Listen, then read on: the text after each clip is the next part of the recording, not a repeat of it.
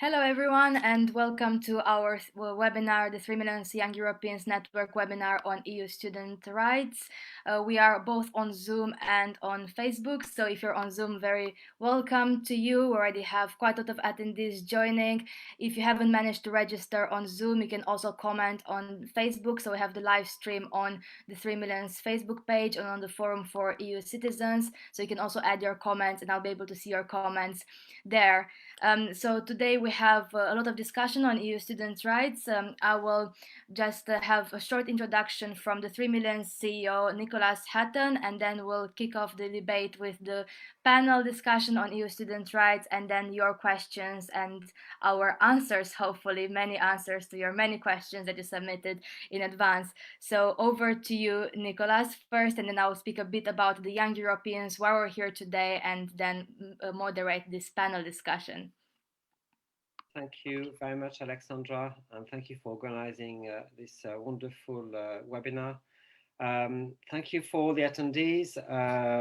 It's a commitment to the cause that you're here on a Friday, nearly evenings, especially when the pubs are closing so early these days. The 3 million was started back in June 2016 when EU citizens didn't have a voice in the referendum. And ever since, we've tried to give people a voice, whoever they are. And it's important that the work that we do reach out to those that needs to know more about their rights or be protected. And the work that Alexandra is doing with other young Europeans is really essential. When I came to this country, I was 25, that was in 1995. And at the time, we didn't have any problems really. It was, like many others, I just arrived, stay friends, look for a job, got a job. I had finished my studies by then, so I actually arrived fully graduated. But then it took me another 8 years before I actually worked at the level that I studied at. So I was doing lots of low skills jobs for 8 years, partying quite a lot, I must say. I think today is really interesting. We nearly 3 months away from Brexit. It will be different. It'll be completely different. And I think that anyone who's arrived recently, arriving in the next 3 months, will be just at the cliff edge, and we're going to see difficulties starting in January, and then even more after the end of the grace period. So I think it's important to understand what these problems are, how specific they are to students, and what we can do together to try to inform lawmakers, inform decision makers, and try to get some changes if our lives are affected. At the end of the day, the 3 million was only about one thing. Let us live. Let us live our lives the way we want it to be. And we're not meant to be utterly political. We are non-partisan. And I think that today is going to reflect this, especially on the subject of student rights. Over back to you, Alexandra. Thank you very much. Thanks very much, Nicolas, for the introduction. I see more and more attendees joining on the Zoom and like a lot of more of you watching on Facebook. So welcome everyone who just joined us. I'm Alexandra Bulat. I am the Young Europeans Manager at the 3 Million. I also co-chair the Young Europeans Network, which is a network of volunteers working on various campaigns, including EU students' rights, access to UK citizenship, and political rights. And I will just speak a little bit about the Young Europeans Network, just a minute, and then just have some rules about how to use Zoom today and how you can ask your questions, which I'm sure a lot of you will have a lot of questions about your student rights in the UK. I arrived in the UK at 18 years old as a student. I followed the only university offer I got at the University of Sussex after applying through the UCAS 5 universities. And 8 years later, I finished my PhD studies at University College London. So I've really been throughout all my 8 years in the UK pretty much a full-time student working part-time all the time. So I'm really passionate about this issue, and so are most of the young Europeans volunteers who work specifically on this issue.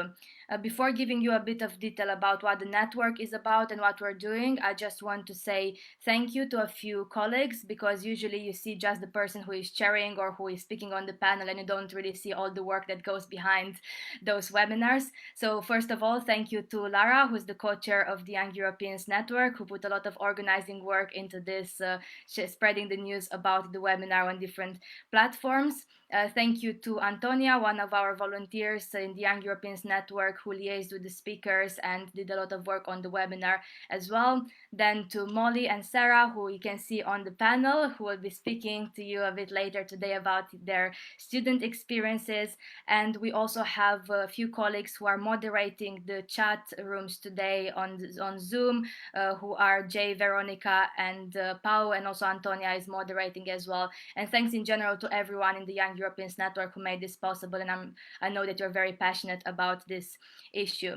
So what is the Young Europeans Network? We set up a couple of months ago, really informally, just meeting on Zoom every week, discussing issues that matter to us young EU citizens in the UK.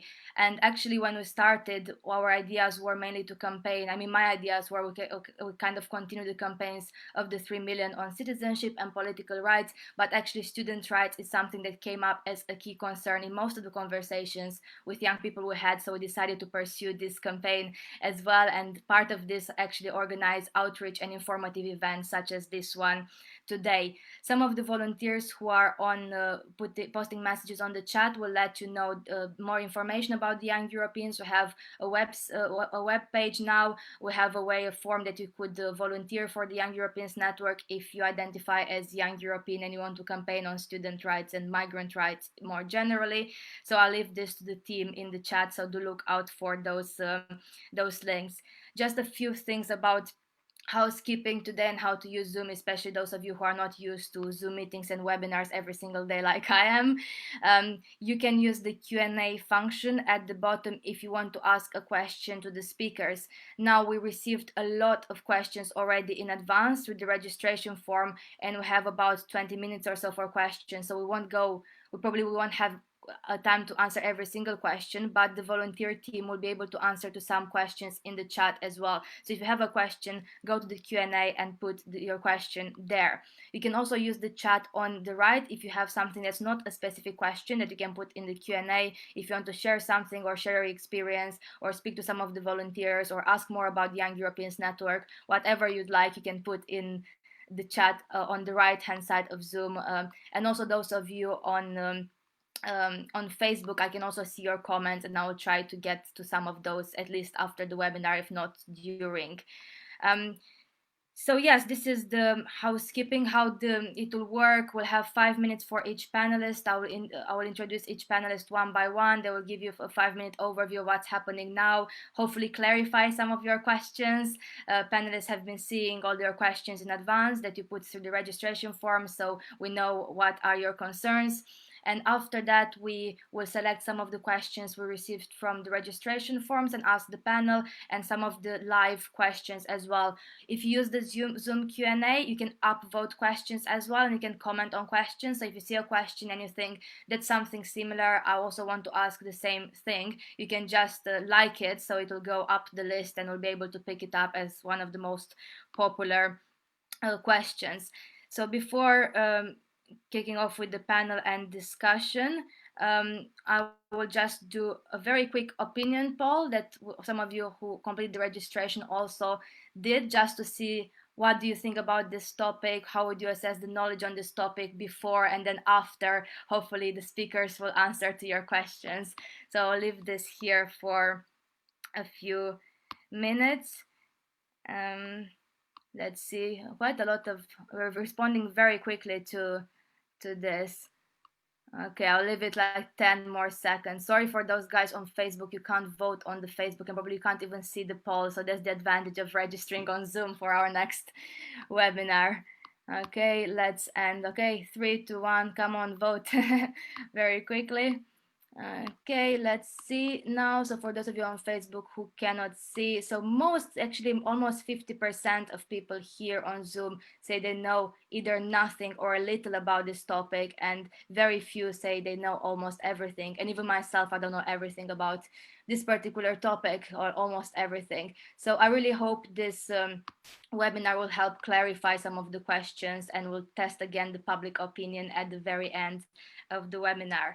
Okay, let's go to the panel. So without further ado, I would introduce my colleague, Dimitri Scarlato, who is an activist for the 3 million, working on the EU lobby side of the 3 million and an area leader in composition for screen at the Royal College of Music. So over to you, Dimitri. Thank you, Alexandra. I already answered to a question. I've been, efficient. First of all, I wanted to thank you for organizing this event. I know that has been challenging, and we're discussing this. So thanks a lot. Excellent job to you and also to your network of volunteers. I don't know all the names, but I want to thank all them, all that are helping you in moderating and sharing this. So I will be talking about the settled status to start.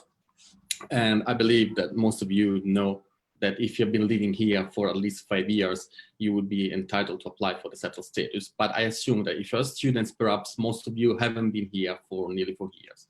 So you will be entitled to apply for the pre-settled status.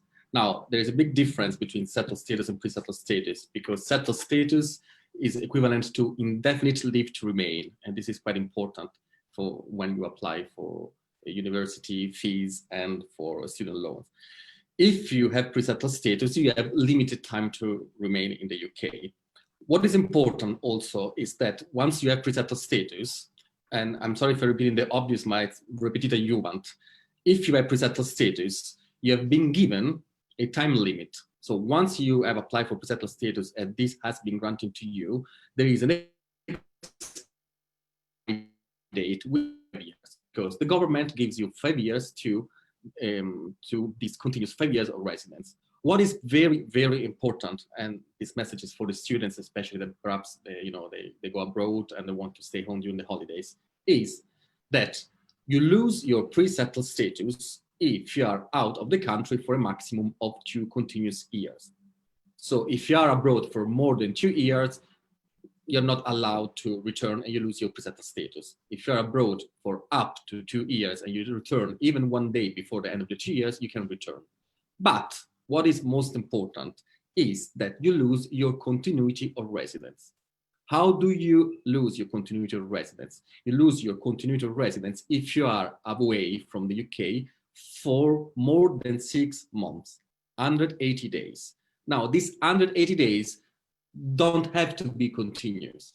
So if you have been away for a total of 118 days in 1 year, you lose your continuity of residence. So even if you think that you've been in the UK since from 2015 until 2020, and you build up your 5 years of continuous residence, but in 2017 you have been away for 190 days, then you lose your continuous residence. So 2017 doesn't count, and you have just 2018, 19, and 20. So this is quite important. Check your days when you're abroad. Also, the year is neither the academic year, neither the solar year. The year starts from when you first enter in the UK. So if you moved into UK in May 2015, your year goes from May 2018, April 2016. In these 12 months, you do not have to be away for more than 6 months, for more than 180 days. This is something that the Home Office doesn't stress enough, and I've been encountering lots of citizens that they didn't pay attention to it, and they lost the continuity of residence. Now, there are some exceptions, so and it's listed in the website of the government. And for example, if you are, for medical reasons, serious medical reasons, or if you're pregnant, you need to give birth to a child. And unfortunately, the government hasn't published yet any guidance on COVID-19, because we all know that lots of European students left the UK in March and stayed in Europe. So it might happen that I've been away for more than 6 months. I can tell you that since May, we have been chasing the Home Office because the Home Office said they would publish a guidance about it, but yet they haven't published any guidance. If you were to ask me, will the Home Office consider the absence for COVID-19 longer than 6 months as a valid reason? I cannot say yes. I would say that it would be sensible, but we don't have anything certain. And until it's not written on paper, we cannot really guarantee this. So this is the main issue that I want you to report. Be careful with your period of absences. Also, often happens that when you apply for pre-settled status or settled status, certain documents are not accepted by the Home Office. So if you need any help in filling in your application, and I can return to this later, please contact, you can contact me because I also do a help desk Brexit once a week in London at the Italian Advisory Center. But I also help lots of people remotely through Zoom and Skype, because if you are helped by someone else, there is a always qualified advisor on a youth settlement scheme like myself. If there is an issue, I can contact myself, the Home Office, and help in processing your application. Unfortunately, there are cases that sometimes the case workers overlook documents and don't pay proper attention. Don't panic, because there is the tendency of giving the settlement scheme to everyone, but please ask for help to an always qualified advisor if you have any issue with your pre-settled status or settled status. Then I shall leave it here, Alexander, because I suppose that we have the Q&A with lots of questions. And I shall leave my also email address for the 3million here on the chat in case you need help in filling in your pre-settlement or settled status application. Thank you. Thanks very much, Dimitri. It's all very useful information, and I still meet students who are quite confused about the whole EU settlement scheme and what documents they need and so on. So it's good that we have help available if students need that. So now we're going to Anne-May Jensen, who's the head of European engagement at Universities UK International. Thanks very much, Anne-May, for joining the panel, and over to you. Thank you so much, Alexandra. Thank you for inviting me. I mean, this is one of the key things for us, is trying to make sure as best we can that students in Europe, but also EU students who are already here, know what is happening and what their rights are, and what the different scenarios and situations are. So for those who don't know, Universities UK International, we are a membership organization of 137 UK universities, so they're pretty much all public universities. And what we do is we represent their interest, and of course international, as it says, the international branch, and my team Europe, has done nothing but work on Brexit for the last 3-4 years. I know at some point I'd like to deliver some good news, but okay. And what we do is we work with government on the various issues you'll be hearing about today, you know, what the consequences are for students, but also look at Erasmus Plus and what's happening there with the negotiations, and Horizon Europe for those who that might ring a bell, but that's research money, immigration issues, fee issues, and we work quite closely with government on these to try and make sure that they realize what's at stake, not just for our sector, but of course also for students. One thing I'd like to keep it short, but we have FAQs, and I will share the link with the organizers of the webinar so that they can distribute it. We have FAQs for EU students and EEA students coming to the UK or already in the UK on a variety of issues. So immigration, fees, Erasmus, and all different kinds of scenarios. And it's actually those scenarios that I just want to quickly run you through, and we'll come back to this undoubtedly later on, and my fellow panelists will probably have much to say about this as well. But just as a sort of an overview, I'd like to run you through roughly the 3 different types of scenarios you as an EU student can be faced, and what the consequences of those scenarios are. So EU students starting a full degree course this academic year and beyond, so if you're already here, who are arriving in the UK before the 31st of this year, are eligible for home fee status and tuition fee loan in England, Wales, and Northern Ireland. Home fee status in all the devolved nations, and then tuition fee loan only in England, Wales, and Northern Ireland. You're also eligible to apply to the EU settlement scheme, as I was already said, and this will allow you to stay in the UK studying, provided you've applied before the 30th of June 2021. And the second scenario is EU students starting a full degree course this academic year, but arriving in the UK after the 31st of December of this year. This means that you are still eligible for home fee status and tuition fee loans. You will, however, need to apply for a student visa through the new student route. And you will be eligible after that to apply to the graduate route. And what the graduate route really is, it gives you the opportunity to stay in the UK for 2 years and look for a job.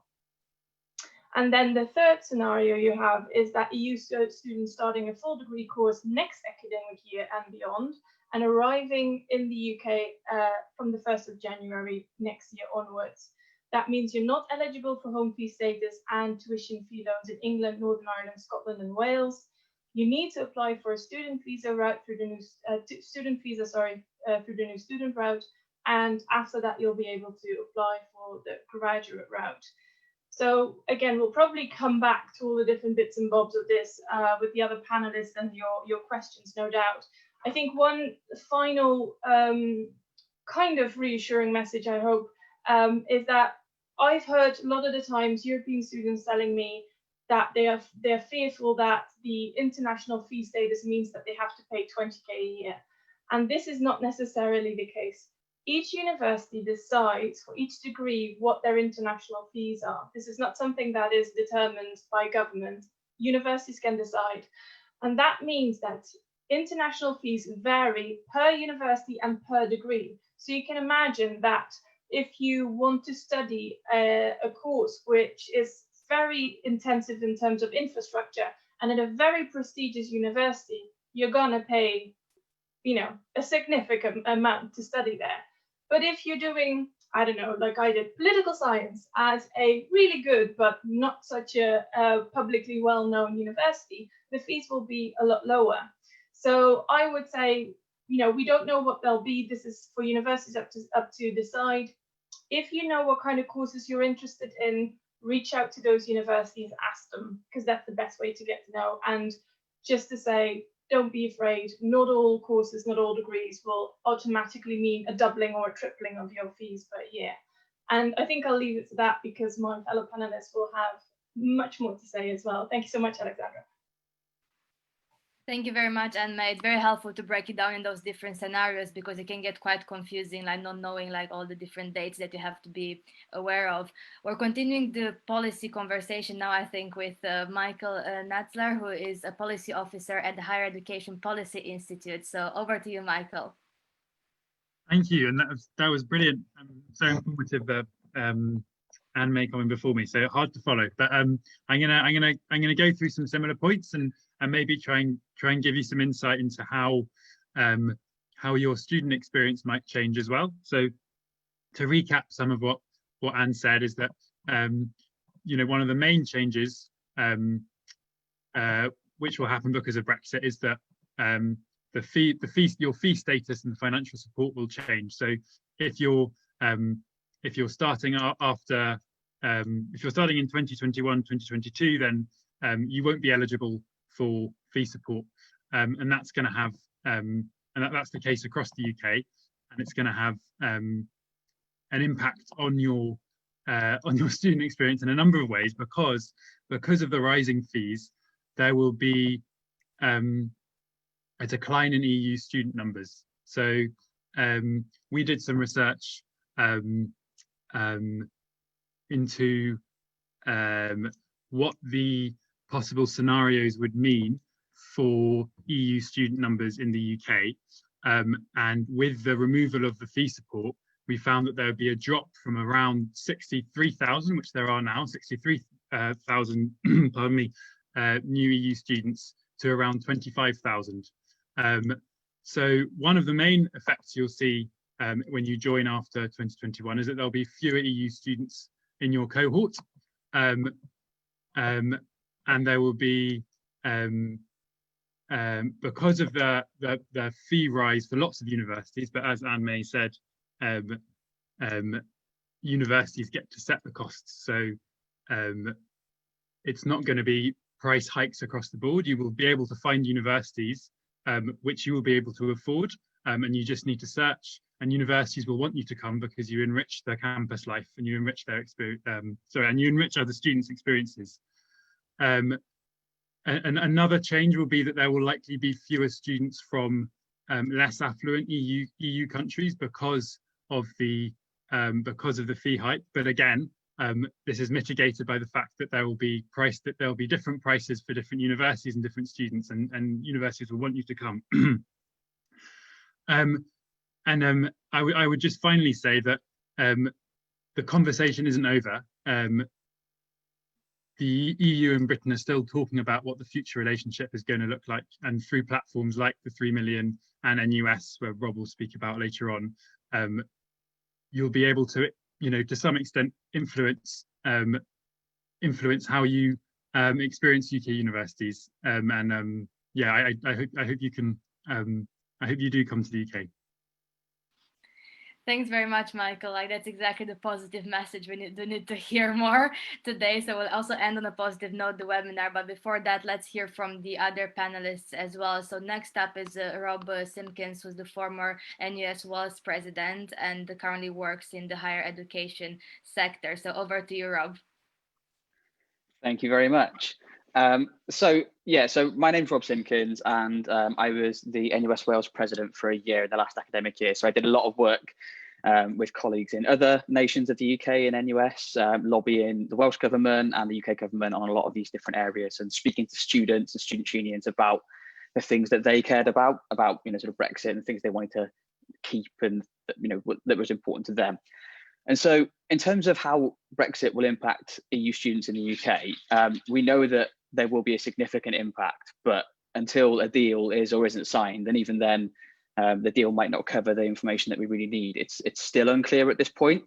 So yeah, at the moment, the information you're getting from these panelists today is absolute gold, but at the same time, we're all still kind of waiting at the moment to figure out exactly how it's going to look at the end of December in 2021. So what we do know is, obviously, as has been mentioned, but probably worth reiterating, fee statuses are going to change. And so you can find out more about that by each university, as has been mentioned. So definitely, if you are thinking about studying, do your research and contact universities, and they'll be more than happy to help you out, because they'll want you there. I think the interesting exception is, though, if we've got any students from Ireland, I think there is an exception to that. If you're an Irish student living in the Republic of Ireland or in Northern Ireland, then you are an exception there. So again, don't get caught out and don't get put off. And so while understandably fees are a big concern and a big talking point, I think one of the other interesting factors that we did a lot of work on at NUS was how students from the European Union and other countries are going to be able to access opportunities in the UK. There's no guarantee yet that the UK will be a member of Erasmus or Horizon, and that could pose some real problems, and how easy it is for students to be able to get across and actually study here.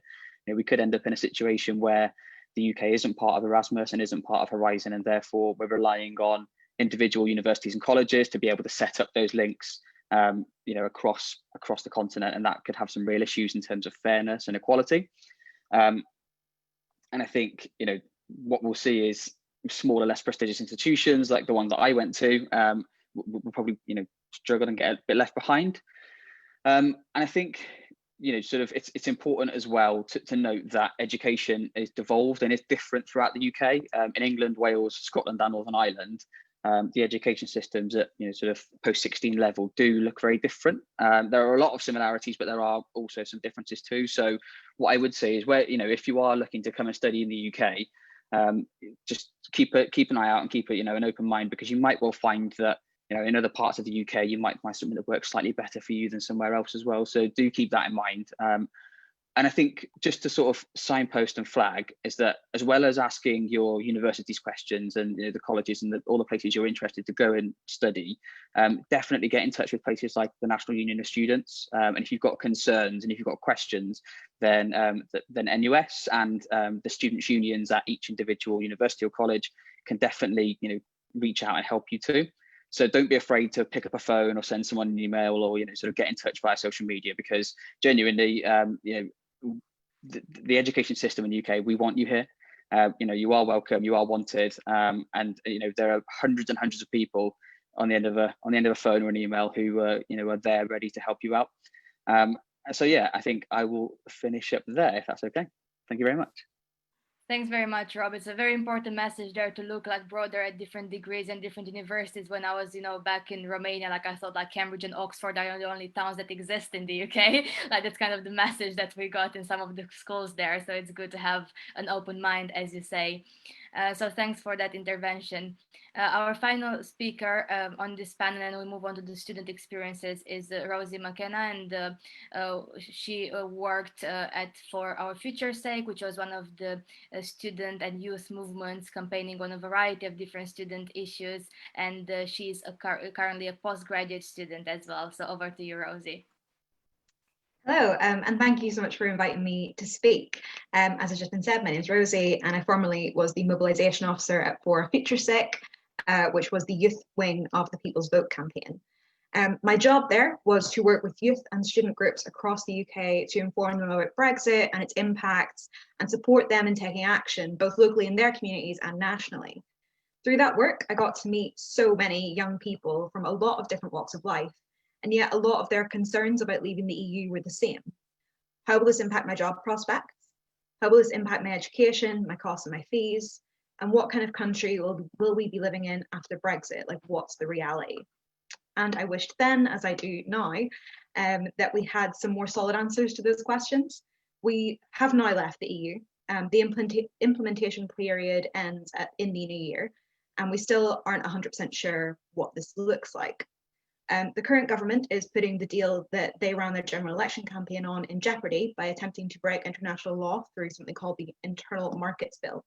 And whether that's breaking the law in a limited and specific way, as one minister put it, that doesn't change the potential consequences. The EU has made clear that the deal, which I'm sure you'll remember was fought for very hard by the government and has taken 4 years to get to this stage, will be off the table if the bill goes ahead. And that will have an impact on the HE sector.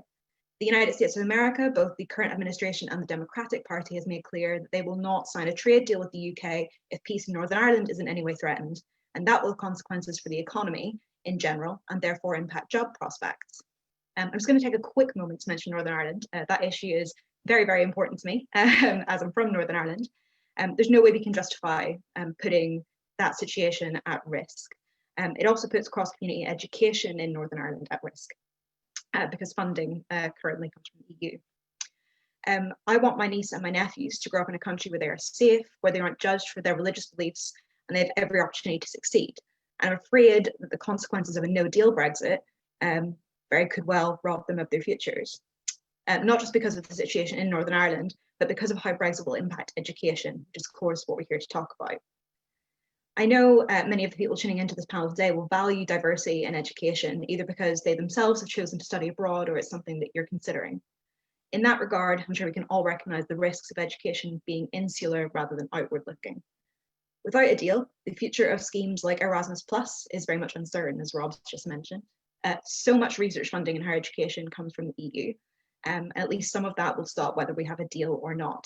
As a postgrad, I care quite a lot about that. I would like to go on to do a PhD. Will that be a possibility for me if I can't access some education funding? There's a reason that the vast majority of students and academics voted for Remain in 2016. The UK has some of the best universities in the world, and education quality here is thought of incredibly highly by the international community. Will that continue to be the case if we start looking inwards on ourselves rather than outwards to the world? If there aren't the same opportunities for our young people to study abroad and for other young people to come here? International students give so much to our institutions culturally and academically. They make our education better. And I also believe that everyone should have the right to education, and no student should be priced out of it after EU students can no longer access loans in the UK, nor should they feel unsafe studying here because of a toxic immigration environment. Finally, I couldn't do this and not mention coronavirus. The world has turned on its head, and this is a crisis that spans across borders. It really has thrown every industry into chaos, and it's been an incredibly difficult time to be a student, particularly if you're entering higher education for the first time. The reality is that student experience will not and cannot be the same this year. I'm currently a postgrad student at Birkbeck. I'll be completing my degree entirely online. That isn't what I signed up for, but that's the reality that we're living in. The difference is I've not moved to a different country or a city to study. I didn't apply for my degree on the promise or expectation of a life-changing experience, but that's what a lot of undergraduates apply for university to, particularly why students choose to study abroad. And the issue of the COVID recovery is pertinent to our discussion today. And as if we're on our own out of the EU, not benefiting from the funding schemes being put in place to support recovery, universities could see a massive knock-on effect. And we know that a lot of them are losing funding right now without guarantees of how they'll be supported when this is over. What will our offer internationally be? And more importantly, how are we going to support our international students who might be in a country alone and isolated? They could drop out, and that will have a massive knock-on impact to our education system. And basically, it's an international issue and it needs an international response. Yeah, thank you. Thanks very much, Rosie, for that insight as well. So we have quite a lot of information to digest now, and I see there's already some clarification questions on some of the points. So we'll go back to some of this information in the Q&A, and I see already that the Young Europeans Network volunteer team, Antonia, Jay, and Lara are answering on some of the chats already, some of your questions. So a bit later, I will go to some of the questions that haven't been answered by our volunteers on the chat.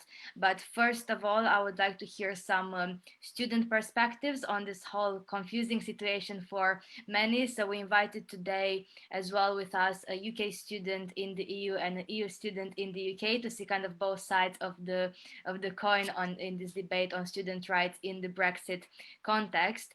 So first of all, we'll introduce Molly Williams, who is a UK student in the EU and also a volunteer for the Young Europeans Network at the 3million. So over to you, Molly. Hi, everyone. Hi, my name is Molly Williams. I currently live near Valencia, Spain, and I've been a grassroots social media campaigner for citizens' rights for 3 years now.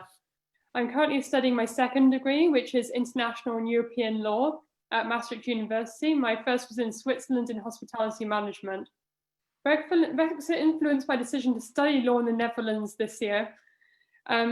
This is because if you start your degree before the end of the transition period, you pay statutory EEA fees for the rest of your degree program. For me, that includes my bachelor's degree fees, and I've been told that also applies to any further education fees at my university at Maastricht University. This means that for my first year of my law degree, I pay EEA fees, which is about €1,200 a year. In the Netherlands, the first year fees are always half of what the usual fees will be. And then for the following years, it will be about €2,200 a year. However, if I was a non-EU citizen, I would pay international fees, and that would be around €10,000 to €15,000 a year. So a lot more than it is at the moment for me, or higher. And I would also have to pay visas on top of that. If you start your degree at a Dutch university after the transition period, you'll pay international fees, not EEA fees. Also, because I started my degree before the end of the transition period, I'm entitled to a grant from the Dutch government and a student loan from the Dutch government, which would both most likely not be available for anyone starting the degree after the transition period. I do not know what the situation is in other EU countries, so I can't talk about that in regards to university fees. Another issue to consider is that of the Erasmus programme and other study abroad programmes, which are under threat of being cancelled after the end of the transition period, which will likely mean that for many young people, especially young people experiencing financial hardships, they are likely to miss out on these fantastic international experiences. After the transition period, we will also lose the critical right to freedom of movement. This means that all British citizens living in the UK and those currently living in the EU who do not have dual nationality of an EU country will have a limited chance of getting a job in an EU member state. Our job market will be massively reduced because we will no longer be EU citizens and will be considered third country nationals. This means we will need to pay for work visas or get sponsorship from a company.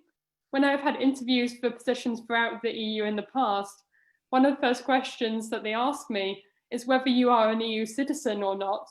If you say no, they most likely won't consider you for the role. Why would they hire you, who needs to get a visa or sponsorship, when they could hire an EU citizen who can freely work, live and travel throughout all the EU member states? The flip side to this issue is that the UK job market will become even more flooded than it already is. Another problem on top of all of this is residency and citizenship. For example, in many EU countries, you can't be resident in two places at once. For example, I'm legally resident here in Spain and have been for over 2 years. I have my residency card, which means that I have certain rights like voting in local elections. I have to move to Maastricht before the end of the transition period to secure my residency in the Netherlands. I'm studying online now because of COVID, another factor, of course. Many people are also in this difficult situation. Many are in a far worse situation because they can't be resident in two places. They can lose all their accumulated years in one country, or they may actually have lived there long enough to apply for citizenship.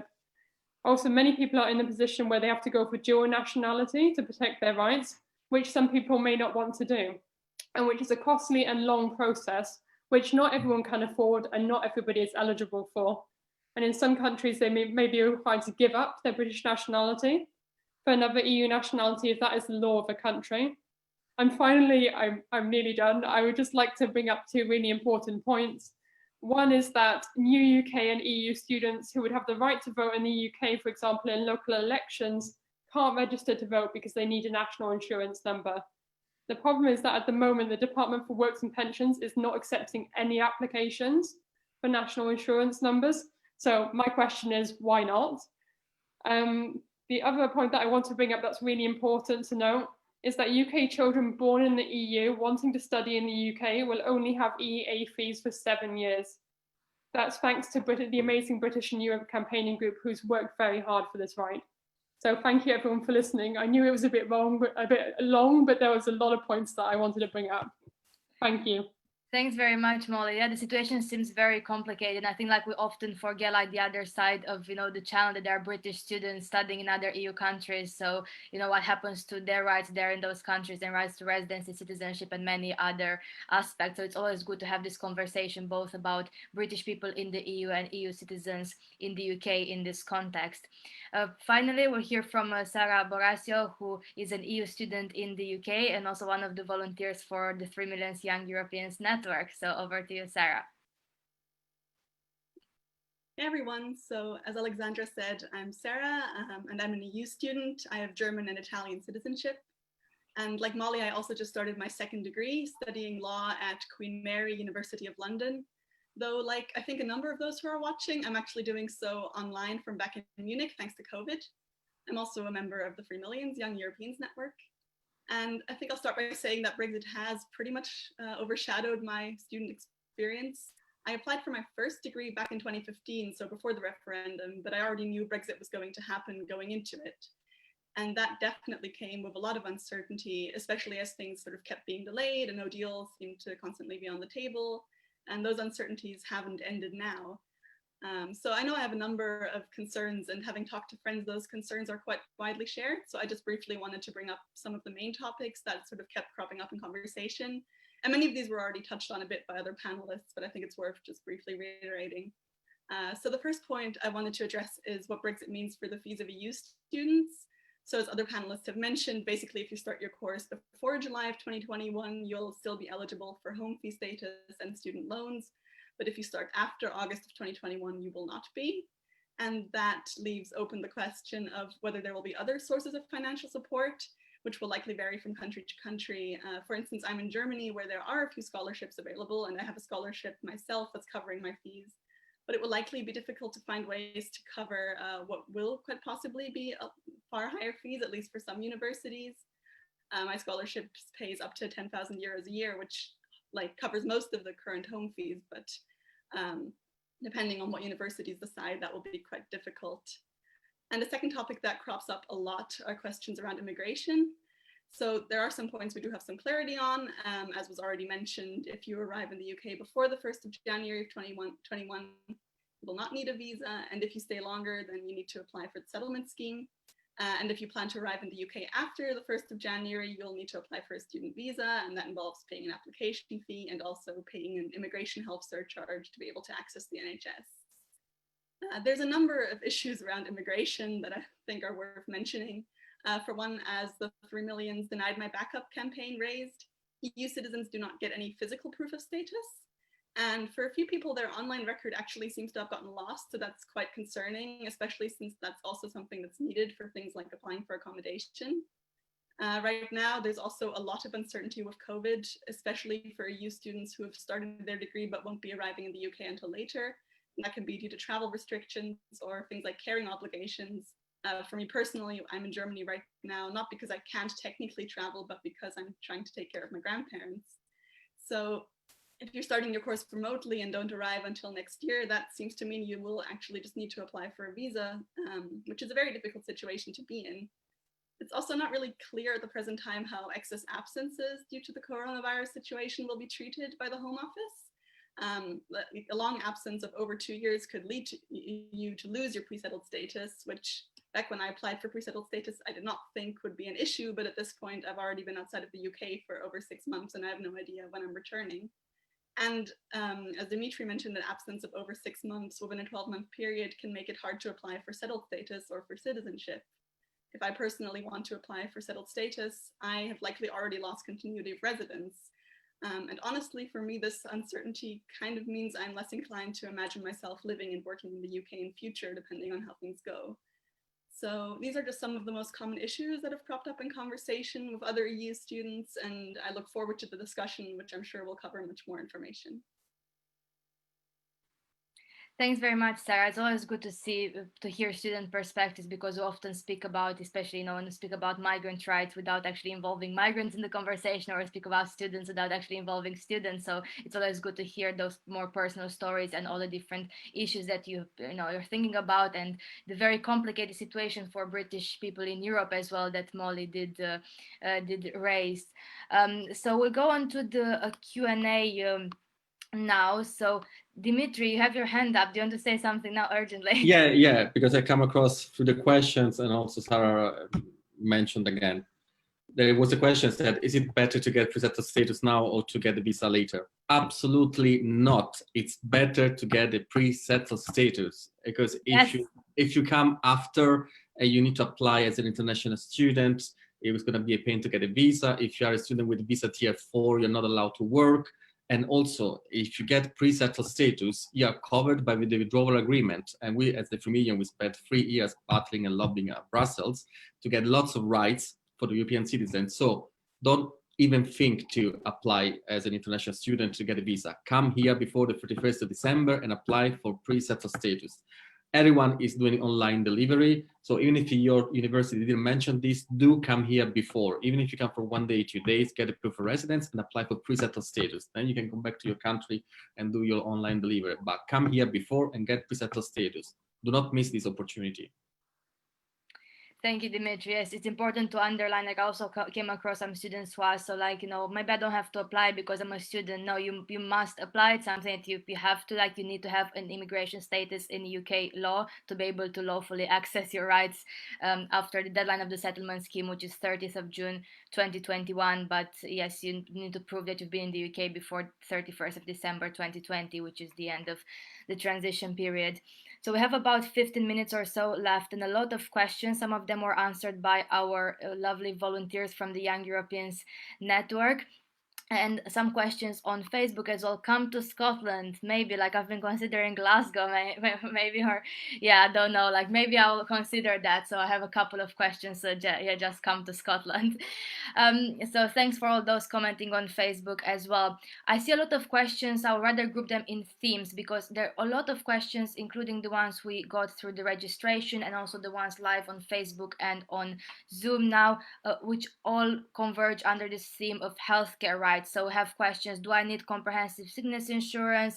A question around: will my European health insurance card still be valid whilst I'm a student in the UK? What kind of access I have to the NHS? What kind of healthcare rights I have in general whilst a student in those different situations, a student now and a student after 2021? Do I have to pay an immigration health surcharge? So I'm just opening the floor with this question about healthcare rights in general. So like anyone can jump in from the panel and comment on the scenarios that you know about to be able to give some information out to the students listening. So whoever wants to start first with that. Dimitri, do you want to say about settled status and healthcare rights, maybe? And no. Obviously, that's another important thing, because if you're covered by the EU settlement scheme, then you're also covered by the healthcare with the NHS. So basically, as it was before the end of this transition period. Instead, if you come afterwards and you're not covered by the EU settlement scheme, then you're entitled to all the difficulties that any international and non-EU citizen has to do it. So yes, with pre-settled status, you are covered for your healthcare system with NHS. What about those questions around, do you have any insight on comprehensive sickness insurance? Are students still required to have it? Will CSI impact the ability to receive settled status? No. With settled status, this is, again, has been a big fight. You don't need to have comprehensive sick insurance, okay? But we don't know whether this might impact for the future if you want to apply for British citizenship, because there's been a recent change around May that if you apply for British citizenship on the back of settled status, then you may need to have the comprehensive sick insurance. But for now, if apply for pre-settled status or for settled status, you just need the proof of residence. This is because it's only residence-based, the settled status, the EU settlement scheme. Thanks, Dimitri. Does anyone else want to comment on this theme before moving on to the next bit? I think there's a question for Anne May. Can you repeat, please, the information on who would and who wouldn't be eligible for home fees? So going back to the scenario. Yeah, sure, no problem. So I'll run through it again. So EU students starting a full degree course this academic year who are arriving in the UK before the end of this year are eligible for home fee status in all 4 nations and tuition fee loans in England, Wales and Northern Ireland.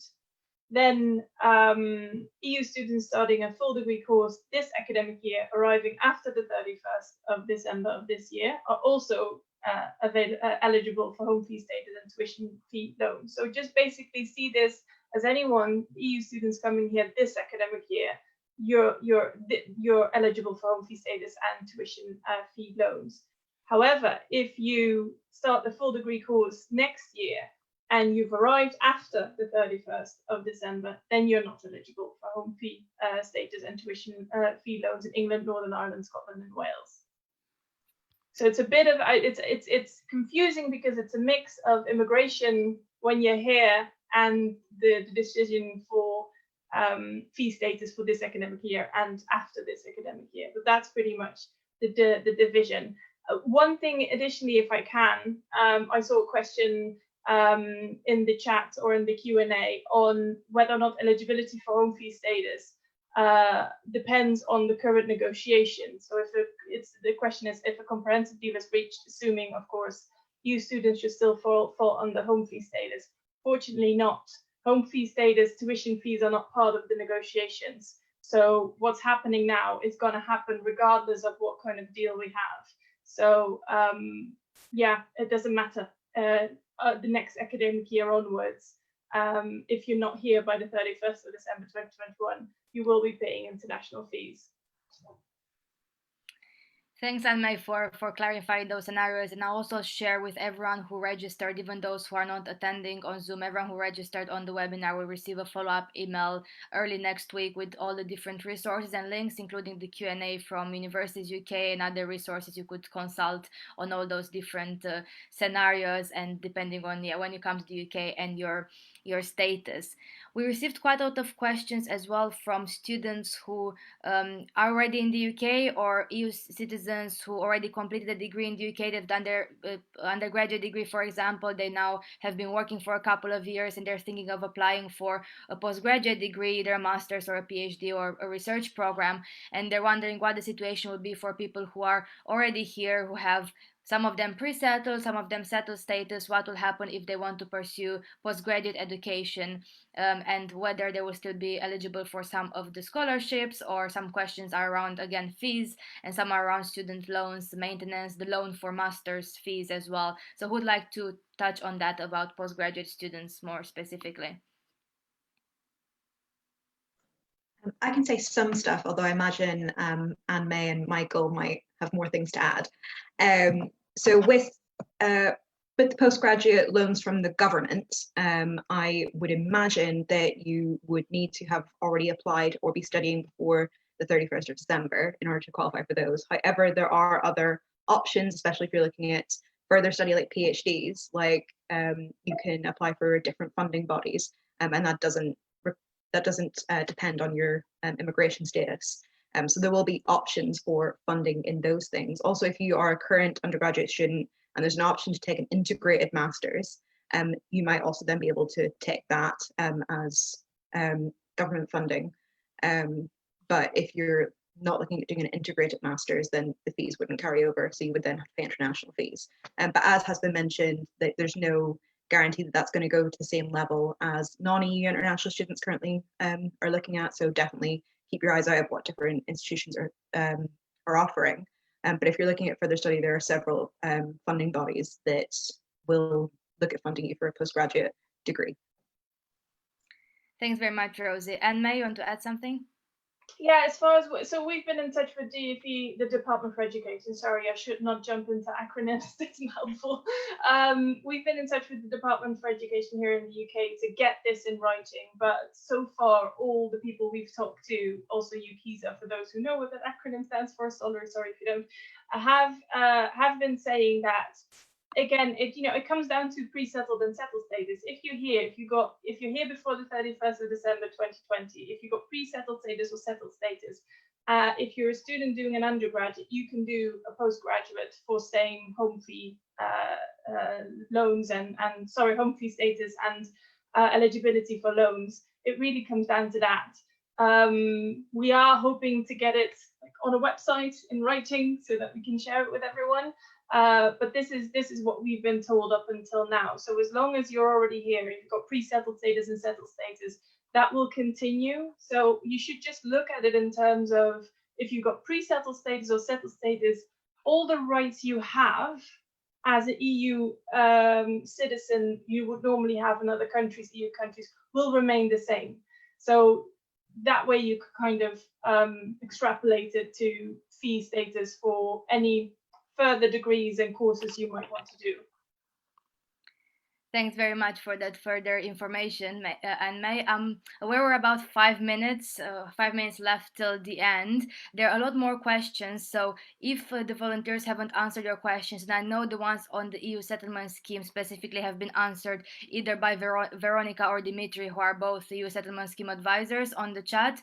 But if you have a question that hasn't been answered, you can just email it. The volunteers will put our Young Europeans email in the chat, so you can just email it to us and we'll be able to look at it in more detail and signpost you to an organization who can answer, or to the online resource that could answer your question.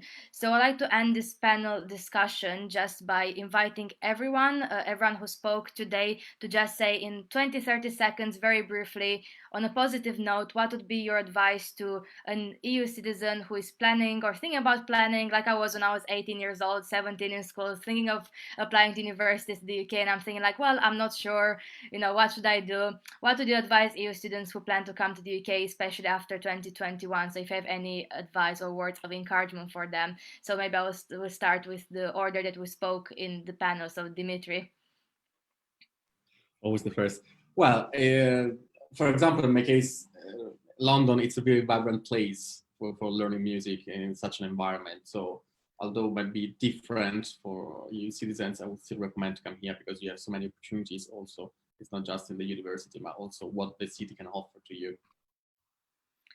Yes, indeed, London is a great place to live, not only to study. Thanks, Dimitri. And May? Just to say that we realize we've made it more difficult for you. There are some more hurdles and more hoops for you to jump through before you can come here, but you are very, very welcome, and European students are considered a key part of our campuses and our universities, and you're very, very welcome, and we hope you keep coming. Thanks very much. Next, maybe Michael, next. Yeah, I would echo what everyone said. It'll change and it might get a bit harder because the fees will be higher, but it's very much in reach, and don't take the rising in fees and it being more difficult to come to the UK as the main message you're getting from the UK, because we want you here, and that's just the one thing. And once you're here, you'll be welcome, and I'm sure you'll love it. So I hope you can still come. Thanks, Michael. Rob? Yeah, I guess I would pick up Wales because I'm horrifically biased in that respect. But so each of the nations is slightly different and has their own different healthcare systems and education. So definitely check them all out. You might find that there's something about Scotland or Wales or England or Northern Ireland that just does it for you. So really have a look at them, and don't be afraid to reach out to people. There are hundreds of people who want you here, who want you to, who want to help you get here. So reach out, ask those questions. There's no such thing as a silly question. It's very complex. Thanks, Rob. Rosie? I think as well as like looking at your different institutions and looking at the different nations, whenever you're looking at universities, look for your students' union and see what they offer. I would obviously plug that. But different student unions do a lot for international students. There's lots of community groups for you to join and get involved in. So I definitely recommend that is like the number one thing that I think every student should do whenever they look at their university. What does your student union offer you? What can you get involved in? And how can you develop yourself and give back to the community? So. Thanks very much, Rosie. Molly and Sarah, would you like to add anything, like as a final word on this topic? I just want to say that despite all the xenophobia that some people experience, most of us are still inclusive and diverse people. And a lot of UK citizens still want you there and still loving. And also like most people are tolerant, even if we don't see them in the news. So I'm saying, please come over. There are still a lot of nice people in the UK and a lot of workspaces that will still accept you. And London, of course, and these places are still international and they still want you there. So please do come. We're not all horrible. We're not all xenophobic. That's very good to remember, Molly. And Sarah? Yeah, I think I'd just add to Rosie's point, a massive advantage of the UK I found is all the amazing student societies that universities have. So really take advantage of that, get involved in things. You'll find cool people. Like I tried out things I would never have thought to try otherwise. So yeah, I would definitely recommend that. Thanks very much, Sarah. So finally, I just want the last minute to say a bit about Young Europeans. So what next? So part of the aim of this event was really to get the information out there to as many students as possible. So please, if you're watching, especially on Facebook, do share the post with different groups. For example, I'm on a lot of Facebook student groups through my different degrees that I did in the UK. So please do share this video for other students to know about this information as well. I'll do a final poll now just before we leave, relaunching the poll to see if the public opinion has changed, if more of you learned about so I hope everyone knows everything now. I'm joking, I don't know everything. It's still under negotiation, some of it, so you can't ever know everything about Brexit. So I'll leave the poll open for a bit. The volunteers will put in the chat now before we end a bit of information about if you are a young European listening to this, a student, or even if you're not a student, we're not a student only organization and you want to join the Young Europeans Network to volunteer with this very diverse group of young Europeans that Molly and Sarah are part of.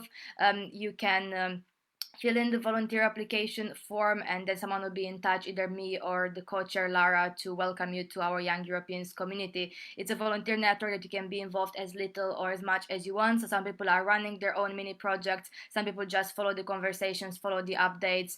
So it really depends on your time and your interests. So whether you're interested in students' rights or British citizenship or local election voting rights or whatever your interest, as long as it fits in this kind of citizens' rights broad umbrella, then we very much welcome you. So now we're sharing the poll results. Oh, it really changed. So no one says I know nothing about this anymore. So well done, like all the panelists. So that's what we need to have more of. So part of the Young Europeans purpose in the long term would be to organize perhaps monthly events on different topics to really inform young people out there on different things like student rights today, but also many other topics that young people are interested in. So I hope Antonia or Jay or someone already put on the chat the volunteer form if you are interested. If you got a question or a new question, or if your question wasn't answered today, do email us directly. So one of the volunteers put the Young Europeans email on the chat. We'll be able to follow up on that. And also we organized an open letter for universities and students' unions to basically say, well, a lot of people are still confused about this topic. Let's speed up this information campaign. Let's do more specifically on EU students, and let's encourage EU students to participate in this conversation. And you'll also have the open letter as well. So it says the chat is restricted to the panelists only. So in that case, I'm not sure what happened there. It wasn't before, but I will follow up on the email with all the information early next week. So thanks everyone. We are running a bit late, but thanks everyone for participating, for sharing your insights. It's great to see that we have more knowledge on this issue and that no one ticks that box that I know nothing about this topic. I'm sure we'll be we'll be having those conversations over the next year or so. So thanks everyone. If you're a young European, you identify as a young European, you want to do something about this issue, join the Young Europeans Network. That's my plug here, like I already did it 10 times, and follow the 3 Millions newsletter and updates. And thanks again to all the panelists for joining. And yeah, share the video. So have a nice weekend, everyone, and follow the 3 Millions updates. Bye.